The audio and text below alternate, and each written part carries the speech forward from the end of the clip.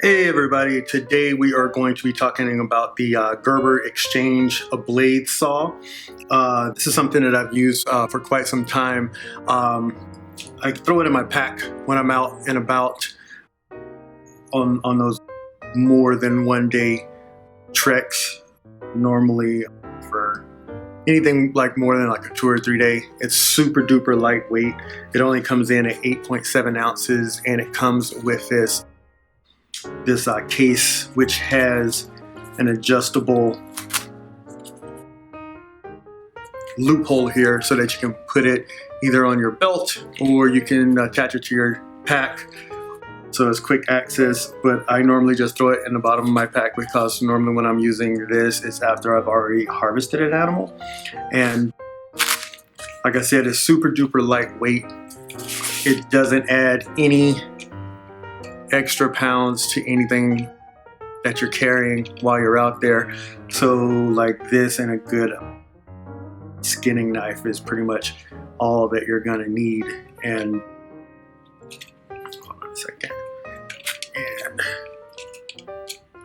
what you do is you push down here. It has a button that releases it, so it's not going to come open on you while it's in your pack. And as you can see, it has those coarse blades, so it's going to have one for wood and it is going to have one for bone. And I just keep it in this pack here. And the thing is, if you lose one of these blades, break one of these blades, you are able to order a whole nother set. This comes in at 14.2 inches. The actual blade length is 7.1 inches, and the whole thing weighs 8.7 ounces, which is absolutely nothing. You don't even know that it's there. I would suggest keeping it in the same spot over and over because it is so light that you're gonna forget where it's at. So the other thing that I like is it has this eyelet here, and a lot of the times I take those eyelets and I just run 550 cord through it if I'm worried about losing something, and then just attach it to where my pack is.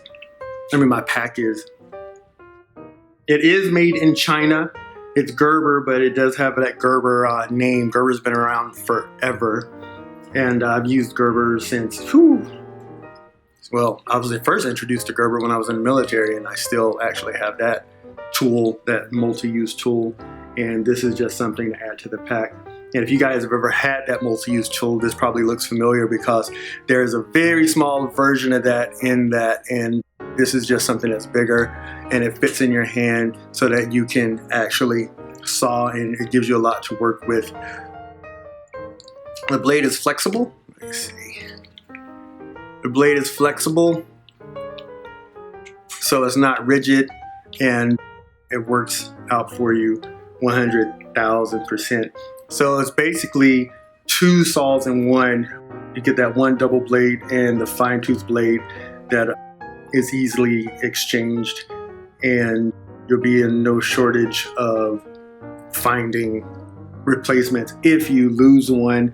I don't see these breaking. If anything, I would see this breaking at the point to where it actually fits in here as opposed to the blades breaking. And you can use it for backpacking, you can use it for fishing, you can use it for any other like camping type stuff when perhaps you have to saw down a tree limb or two because it's in the way of what it is that you're trying to do. And to change these blades out is very simple.